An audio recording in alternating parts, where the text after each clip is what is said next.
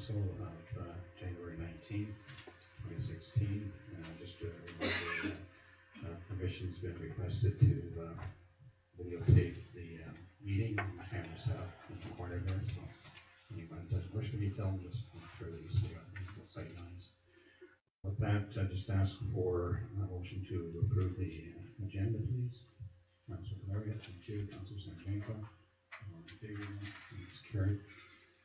One set of minutes to adopt there from the meeting from last week, and again, just ask for a motion to adopt those. Councilor Marriott, thank you. Councilor White, all in favor, it's carried. Move straight to delegations. Welcome Staff Sergeant Apira to bring us up to date on this was last slide in October, I think.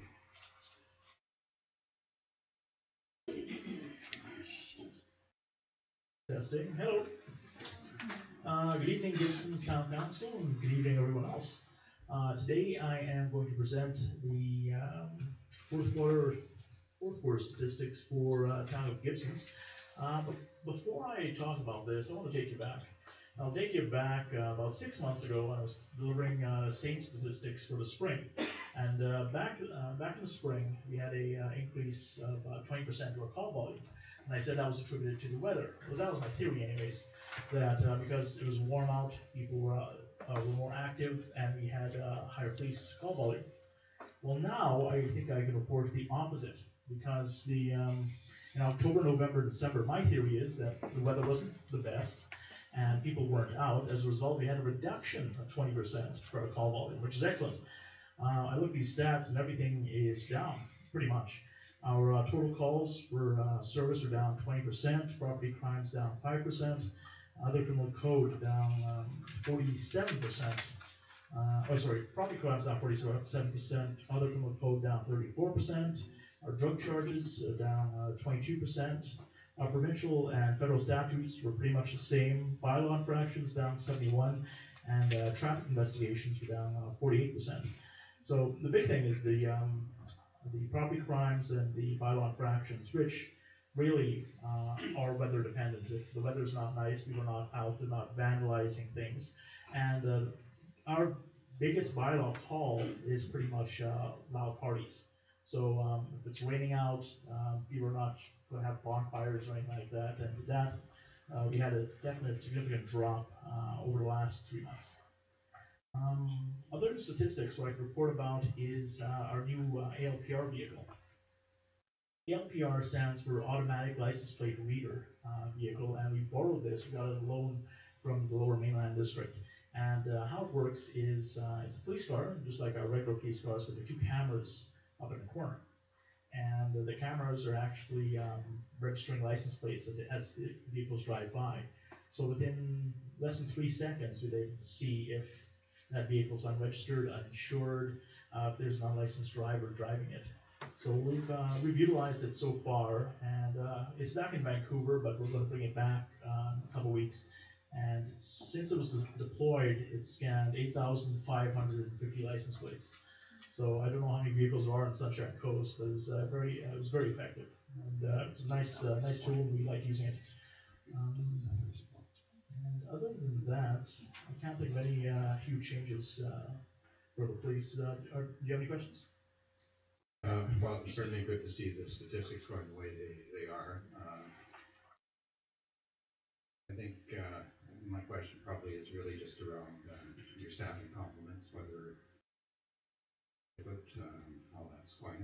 I'd forgotten when you were here the last time, you told us that you were implementing a slightly new strategy, and that just remind me of what that was and what the results have been up to this point.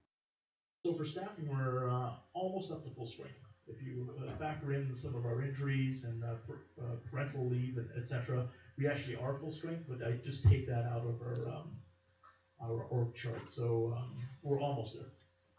So no problem staffing. We do have a lot of new recruits though.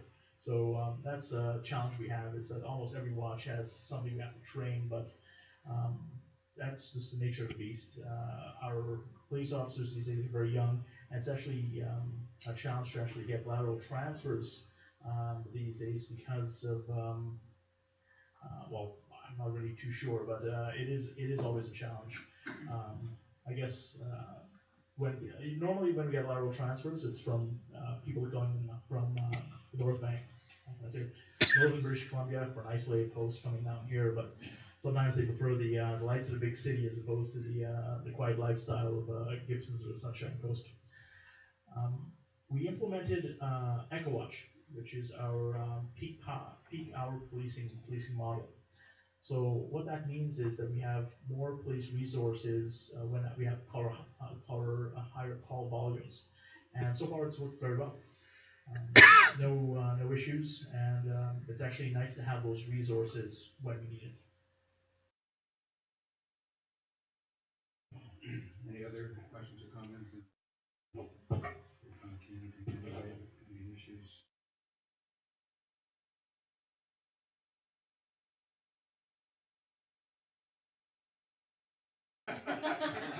Very good. That's actually it's regulated by the privacy minister. And in order for us to actually utilize that, there is no data stored. So it is just it's scan. So I don't have any statistics related to license plates or anything like that. I just know if there is something that pops up as a note. Somewhere where it shouldn't have been, Selena? Well, I just wanted to know if he did that. That's part of my training, actually. That's not in alignment. Great. Okay, staff, well, thank you very much for Thank you. Speaking. 2 months.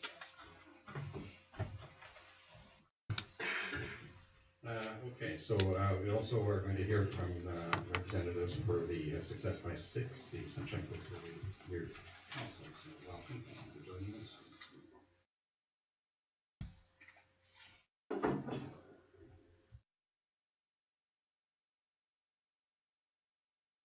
Good evening, Mayor and Council, ladies and gentlemen, and Manny, my son-in-law.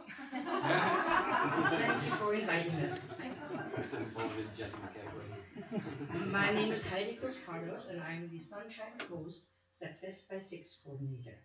As such, I'm also the chair of the Sunshine Coast Early Years Council, which consists of about 15 active members, and 2 of them accompanied me tonight, and we have 15 non-active members. They will talk about their role around early childhood education. If you look at the handout I left on your table, you will see a description of the Sunshine Coast Early Years Council, including the number of programs we fund on an annual basis with Success by 6 money. And the very last program is Child Care Needs on the Sunshine Coast. And I think that is your main topic that you're interested in. The other handout is our very colorful bookmark. These are actually huge banners that are on the coast here and there, rotating between different venues. Then another marketing tool we use is a fridge magnet for parents that will take them to our website where they can find very useful links on any type of parenting questions they might have. And this next one is the Sunshine Coast Early Years Center, and my colleague Sue will talk about it. And the last one is Child Care Resource and Referral, and my colleague Catherine will talk on that. I mostly am here to talk about Success by 6, which I have been involved in for 9 years. Success by 6 was the first ever initiative that called attention to the importance of the early years.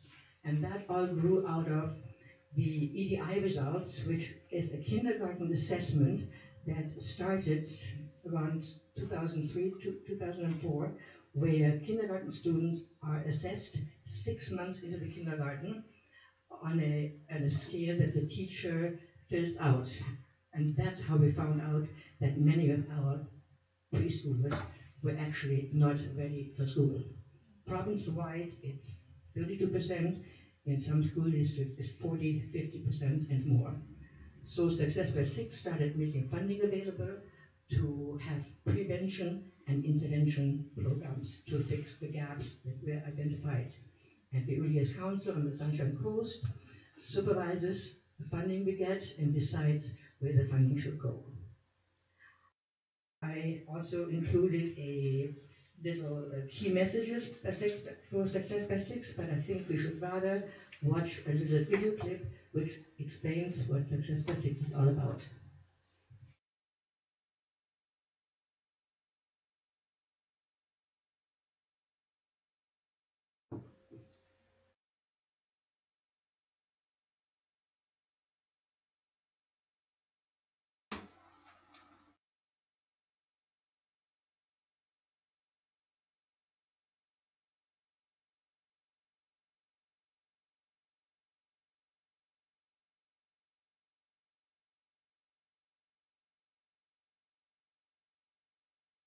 For more than a decade, an innovative partnership has existed across our province, where leaders get together to carry out a big vision.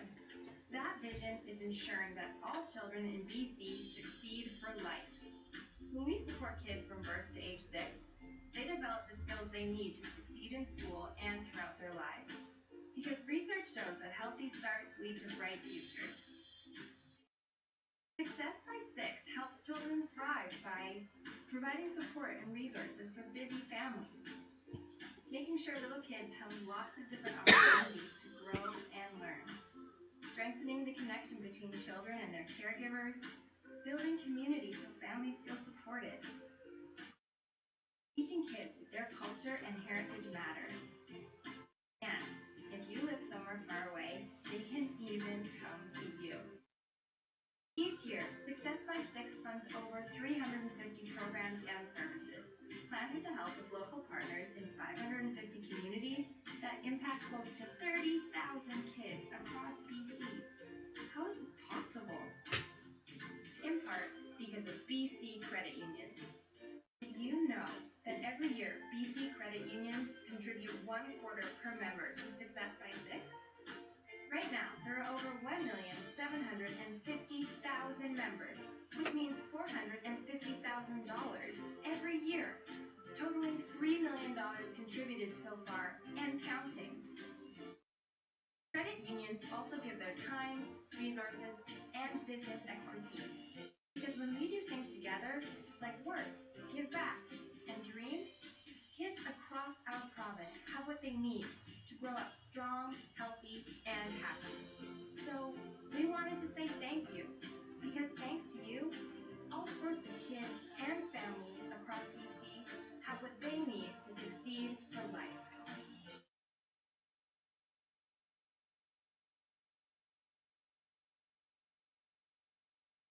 Thank you. As you can see, the province of British Columbia, Minister of Children and Family Development, and United Way and credit unions are our main funders. And then here on the coast, we also have a memorandum of understanding with the school district, also the credit union with MCFD, and one or two others, so we get additional funding, which is leveraged here locally, which also goes into these funded programs that we're able to fund year after year. So, can I turn it over to you?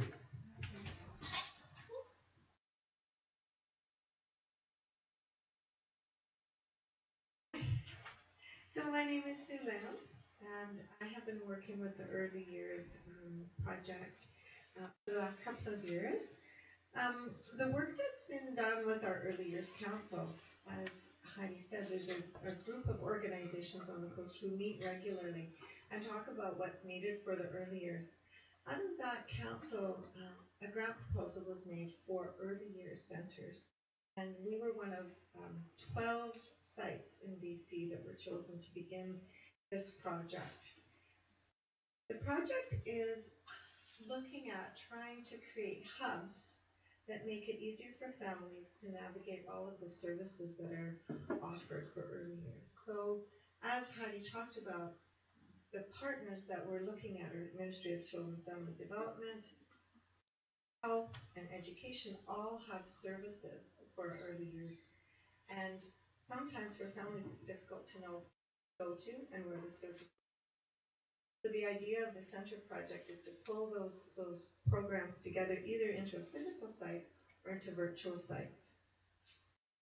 The project here on the Sunshine Coast has 3 physical sites. That's Gibsons Elementary, Bishop Learning Center, and Madeira Park Elementary. And we have a website as well. So all of the programs that are offered for children 0 to 5 on that website, and we're aware of all those programs and information about at all the centers. The focus for the Office of the Early Years is over the 5-year period of this grant is to begin to integrate how these services are delivered. I'll give you a couple of examples. I know, Charlene, you had come to visit our Gibson Center. Invite all of our partners into the center on a regular basis. So we have public health nurses, speech and language pathologists, child and youth mental health visitors who come in to the drop-in program and meet with the families so that those families get to know them on a different level than having to go to the health unit or go to the Ministry of Children and Family Development to see those services and understand what a referral to those services might look like. Another example that has developed since the Centre project is our speech and language pathologist, Kelly, who works for Vancouver Coastal Health, has a long wait list of families waiting. So with the Centre project, we provided her with resources and space at the centre, and she provided 6 sessions of parenting classes for that wait list. So it's a matter of working together and trying to cross those boundaries between ministries so that we can better. They've also created a position with community services. They have a parent-taught drop-in program. Their supervisor is now doing programs in the centers as well, so cross-pollination between those programs and the education programs that are offered. So at the moment, we're working on a 3-year plan. We had a big meeting on November the 12th, which involved all of the ministries and our partners. And over the next 3 years, we will be implementing that plan, which will focus on parenting. We're working with the Early Years Council on that. A lot of focus on positive discipline and word practices. So we're really excited. We've all come together on a program that we feel is going to be most supportive to families. Also looking at what we call a one-door approach, so that any family, either the health unit or the Ministry of Children and Family Development or drop-in programs, and get the same information for their families.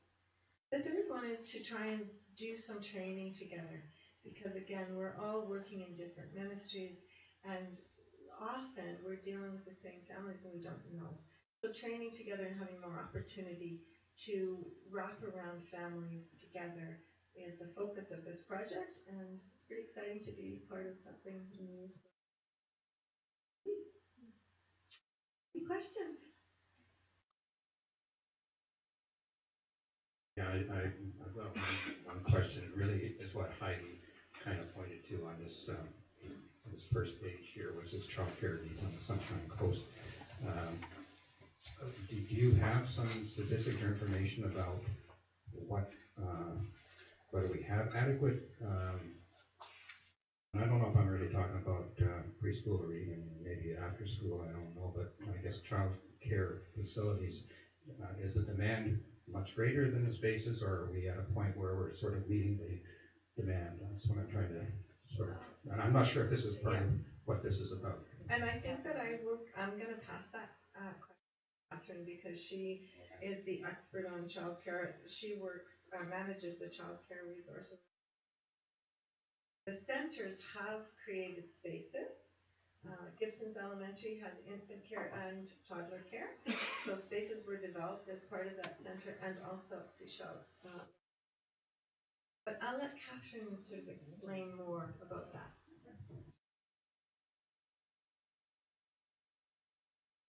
My name is Catherine Bunt, and I'm program coordinator for the child program. So I'll just tell you a little bit about our program before I launch our child care issues. We are funded by the province, by MCFD. There's over 40 CCRR offices across the province. Here in Sunshine Coast, we have 2 offices, one in Gibsons and one in. We operate under the umbrella of Sunshine Services. We offer two streams of services. For families, we do childcare referrals, quality childcare, information and assistance with childcare subsidy, and referrals to community resources. For childcare providers, we have services and resources, referrals to families seeking care. We have networking and training events, supportive visits and consultations, and we have a large lending library of toys and books, and other resources that open. We also work in partnership with the community to enhance availability and accessibility of quality childcare spaces that support the needs of children, families, and Sunshine Coast communities. We're active participants in both the local planning table, the Early Years Council, and we are also involved in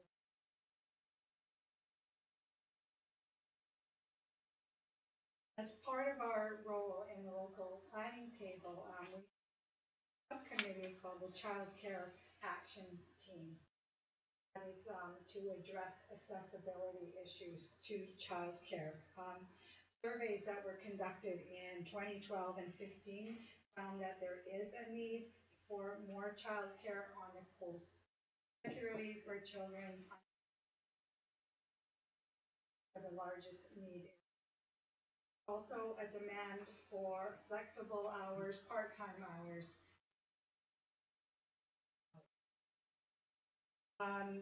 In the past year, the number of childcare spaces has increased, as Sue mentioned, Gibsons Elementary. There's more in the works at Seashell Learning. Monimon Child. However, there is a huge barrier, and that is the lack of qualified early childhood educators.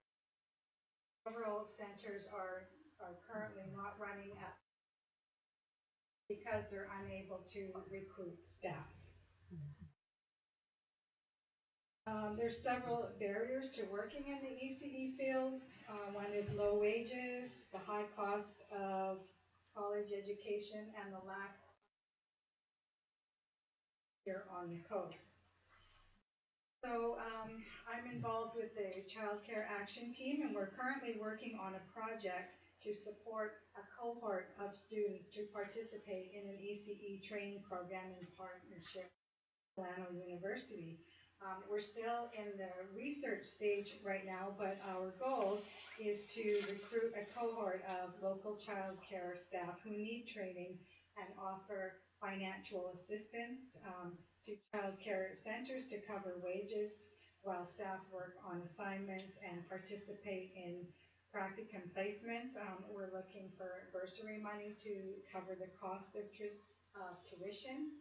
And we also plan to offer social support to the students with resources, networking events, and discussion and study groups.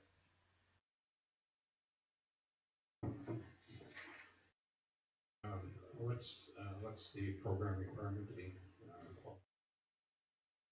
the early childhood educator? An early childhood educator needs, it's a one-year college course.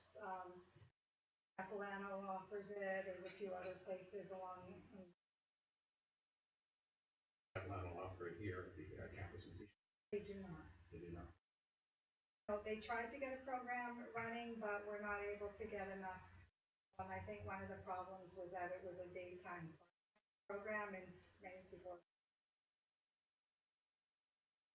So what we're hoping to do is access their online training.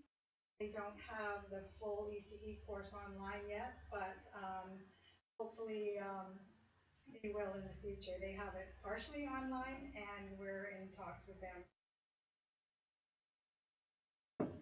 Right, because I understood there was a bit of an ad hoc group, I think, campus in Seashell to be offering the traditional. Seems to me that this is the type of thing that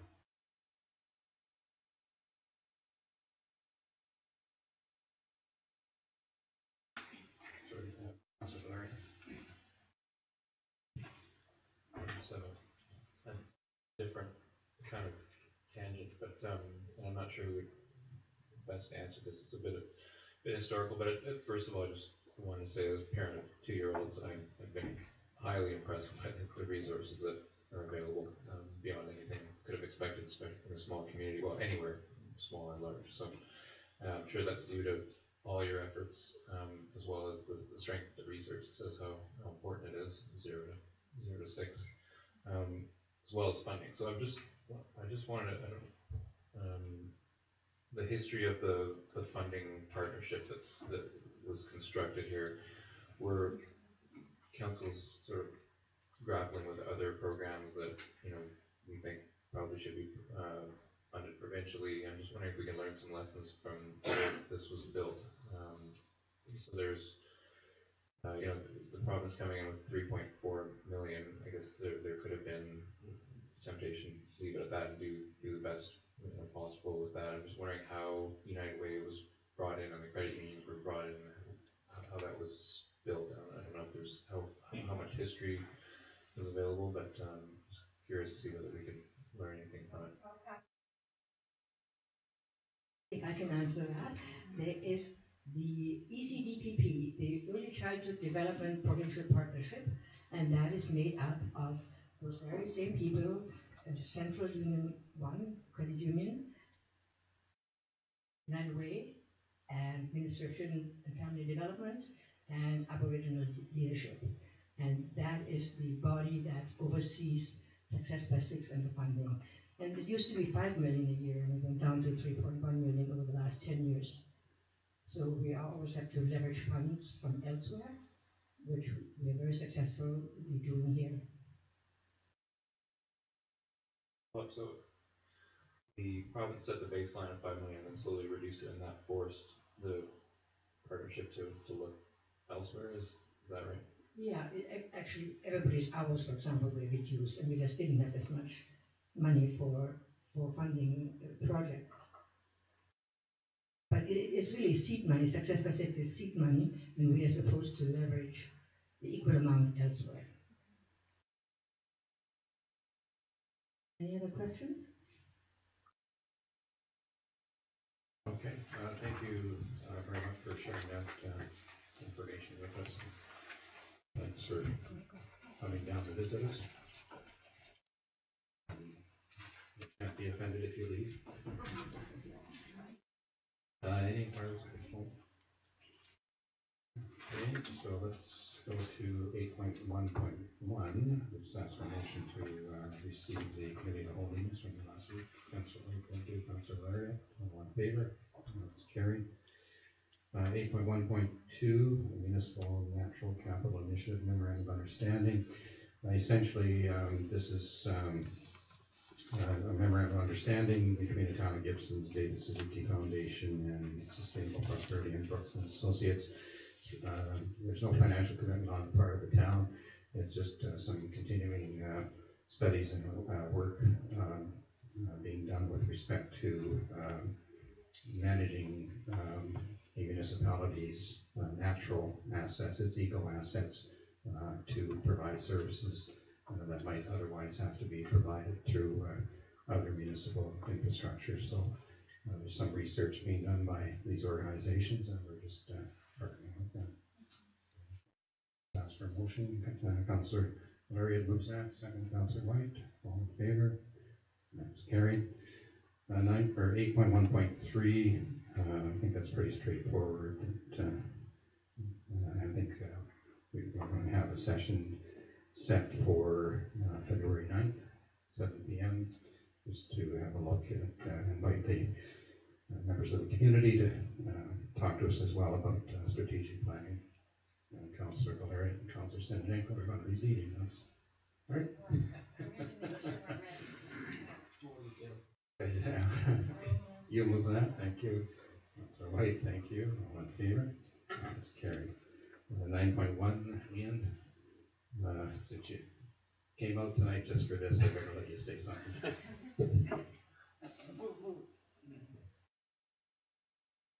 Thank you, Mayor Rowe. Certainly a long-awaited project of council every year to get the budget process rolling. And as mentioned in the report, that managers are currently working on their plans. We're actually going to present our management, our performance plans on February the 16th at a committee of the whole. And then they will be followed by further more detailed sessions, number crunching regarding the budget process. And so we suggested the dates for council to review and fully approve. And all of that will then, the timetable that's listed, envision to have the budget process pretty much wrapped up by the end of March, and then probably a little bit of tweaking in the early part of April. And then, as is required, we have to have our full financial plan adopted by May 15th. So certainly itching to get underway with the meetings. And I should mention that the intent is to, the dates proposed are also regular committee of the whole dates. So we're suggesting to have the what we'll call budget sessions from 11 till 1, and then have a break leading, a little lunch break leading into the regular 1:30 timetable to keep the schedule for other reports to come on the screen. So. Any problems around that? Anybody? Okay. With that, Councillor White, thank you. Second, Councillor Harriet. Favor then? It's carried. Okay, thanks, Ian. We'll look forward to that. I think the regional districts having their first session this Friday in terms of the overview for their see how that goes. Excuse me, 9.2, Director of Planning, Bike Sales Park Location. Thank you, Mr. Mayor. An update at this point. Helen Williams, who was here in December to make a presentation and a request to explore possible sites for Bike Sales Park. We met with him, staff did, myself and Wendy Gilbertson, Director of Parks. We toured the town looking at 3 sites. The park on Aurora Way, a triangle of land next to the southwest corner of the Dempster playfield, and also an area on the side of the pool, not below the pool, the big field, but on the side where there's a smaller area. And we looked at those 3 sites, Mr. Williams indicated that he was going to think things over with different options, also connect with some other people that are interested to possibly be part of this. So we would have to leave him to come back with us and identify which one he would prefer, because all of these locations have some options available as far as staff is concerned. So with that, we're waiting to hear back from Mr. Williams. Thank you.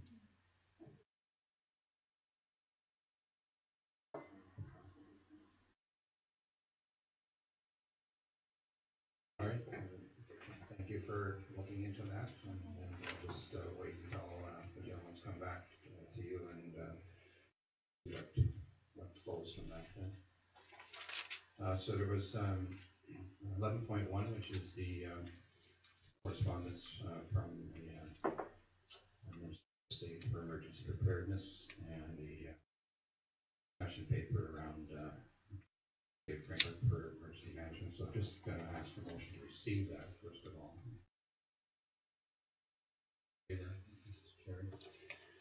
I don't know whether we want staff to look at this to let us know if there's anything we should be considering on this. Councilor Lund. Speaking of the SCRD budget, I think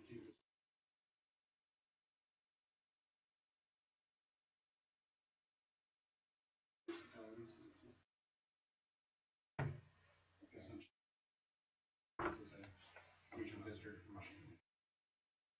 We just leave it to you to keep us informed if there's anything that comes out of that then. Okay, thank you. 12.1,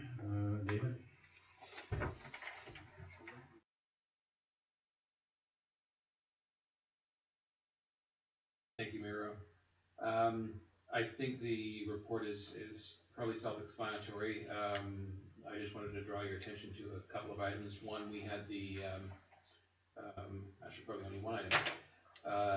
We had the developers luncheon on January 13th, and it was unfortunately poorly attended. We did advertise in the paper, on the website, Facebook, email invitations, and despite that, people still aren't get on ready to run online from now on. But anyway, it was it was worthwhile doing. We did put the presentation on the on our website and emailed all the folks that we had invited the same presentation. So one way or the other, they got the. And the main concerns that were raised were at the meeting was the issue of DCC credits and the change in method of calculating duplex DCC, and largely it was just that. We are intending bringing back a policy. We've got a policy drafted. We've run that past our legal advisor, and there's some work being done right now in regards to how DCC credits can be transferred from one developer to another, and it seems like that's a little bit of a changing playing field in the legal community. And there's apparently a developer over in somewhere on the Lower Mainland that has credits available in the millions for whatever community he happens to be in, and he's very much interested in being to pass those on to other developers, and wants to know that he's on firm legal ground to do that. So we plan on reaping the benefit of that legal research, and we should on that item by the time this bylaw comes back for adoption. So at present, we're looking for first and second reading. If council provides or does this meeting, we would bring it back to third on February 2nd, and at that point we can then send it.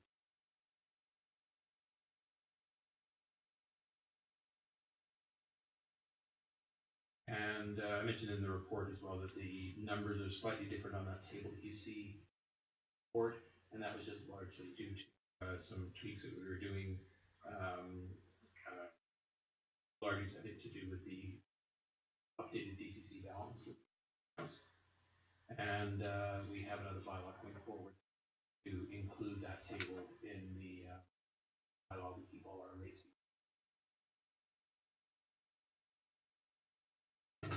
Just to be clear, the question of credits is not actually part of the bylaw.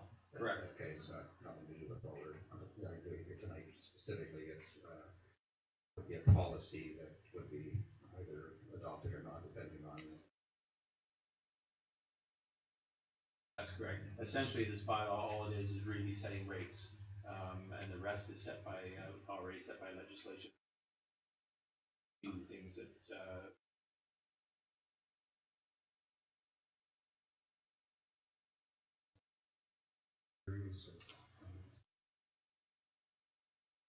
Hi, Mayor Rowe. I apologize, I didn't see this earlier. Under 1 week before you give it.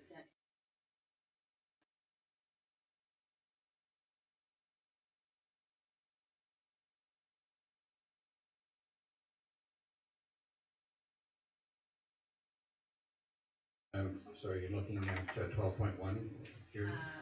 Yes, item 1. Oh, in the bylaw.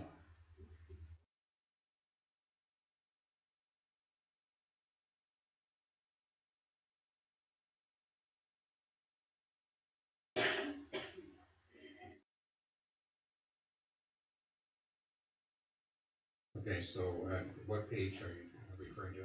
You can give me either page, because I can get both of them. 67 of 70 in the director. Sorry. You asked for it, Dave.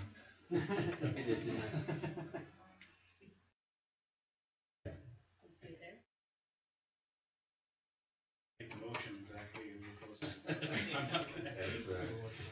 Celine. As I told you, Tim. Before we lose that. Yeah, thank you. Second then. Councilor Sanjanko. In favor then? Okay, that's carried. Thanks for Thank you very much. your work on that. So 12.2 is really just the, I guess, the continuation of that. Just setting the actual rates, charges, correct?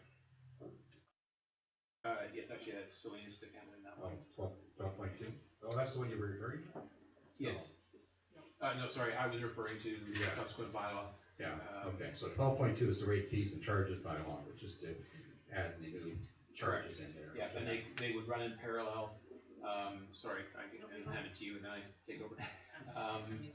Yeah. So this will run parallel to the DCC bylaw. We will pause this as well at third reading. And if there's, basically we'll pause it. Good enough, thank you. Okay, I'll just ask for mover and Councilor Sanjanko, second Councilor Valerian. All in favor then? It's carried. Okay, thank you. Any inquiries at this point? Okay, so council report to, anything you want to add tonight, Councilor White? No? Okay, Councilor Valerian? Just very briefly, heard a little bit about Ferry Advisory Committee being on a little bit better footing than was reported. So we're met with the VP of Strategic Planning and Engagement, who seemed to be a little bit conciliatory and was good discussion. So I just wanted to point out that one of the examples that was brought up in terms of asking for service to be reinstated was he gave an example down in Horga Islands, basically laying out the rationale in terms of the development and economic development. So the work that doing on economic development and the charter that's submit as a supporting document when we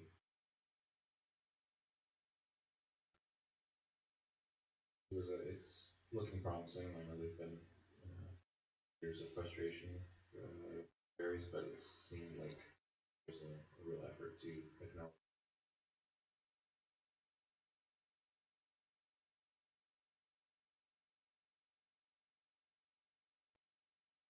Councilor Sanjanko? I was just gonna mention that, Councilor White and I attended another regional, city meeting, this morning, and I'm just pleased to see that things are moving along well, and we hope to have some.